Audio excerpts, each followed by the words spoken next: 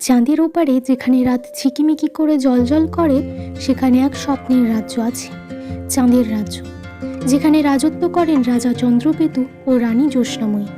তাদের একটি অপূর্ব মেয়ে রয়েছে, রাজকুমারী তিলোত্তমা। এই রাজ্যে থাকে দুই জাদুকরী পরী, নীলপরী আর লালপরী।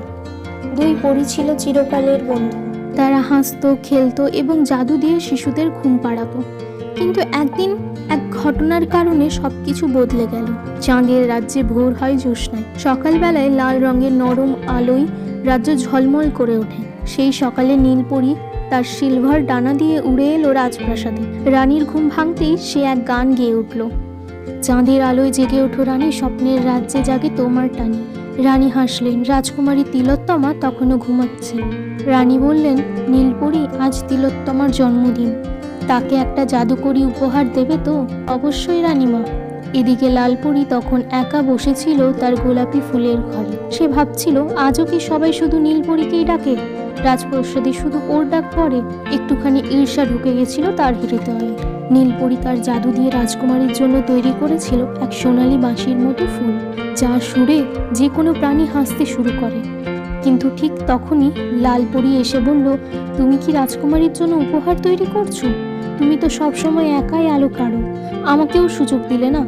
নীলপরী অবাক। তুমি চাইলে আমরা একসাথে বানাতে পারতাম। কিন্তু লালপরী তখন রেগে গিয়ে আকাশে উড়ে চলে গেল। মেঘ কালো হয়ে উঠল, চাঁদের আলো ম্লান হয়ে গেল। লালপরীর আগে এক জাদু করলো। রাজ্য থেকে হঠাৎ সব আলো উধাও হয়ে গেল। চাঁদের আলো নিভে গেল। রাজ্য ঢেকে গেল অদ্ভুত এক ছায়ায়। রাজা চন্দ্রকেতু রাজ্যসভা ডাকলেন। বললেন, চাঁদের আলো হারিয়ে গেছে, রাজ্যে বিপদ। কার জাদু এটা? নীলপরী চুপ করে থাকলো। সে বুঝতে পারছিল এটা লালপরীর কাজ, কিন্তু সে কিচ্ছু বলল না। নীলপরী একা একা উড়ে গেল চাঁদের পাহাড়ে, যেখানে এক প্রাচীন জাদুকর বাস করত, তারা সাধক। তিনি বললেন, তোমার বন্ধুর হৃদয়ে দুঃখ জমেছে, তাকে ক্ষমা করো। শুধু ভালোবাসা দিয়েই অন্ধকার দূর করা সম্ভব। নীলপরী ফিরে এলো লালপরীর কাছে। আমি জানি তুমি কষ্ট পেয়েছো, কিন্তু তুমি আমার সবচেয়ে প্রিয় বন্ধু। রাজ্যের আলো তোমার হাসিতেই জ্বলে।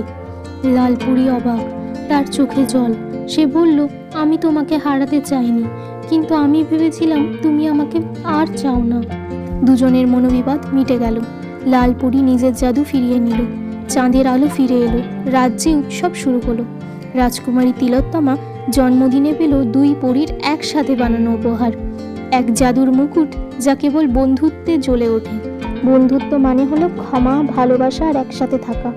সেই থেকে রাজ্যে নিয়ম হলো, প্রতি বছর একদিন হবে বন্ধুত্বের উৎসব, যেখানে সবাই একে অপরকে ক্ষমা করে দেবে। নীলপরী ও লালপরী আবার একসাথে উড়ে গেল আকাশে, বেড়াতে লাগলো।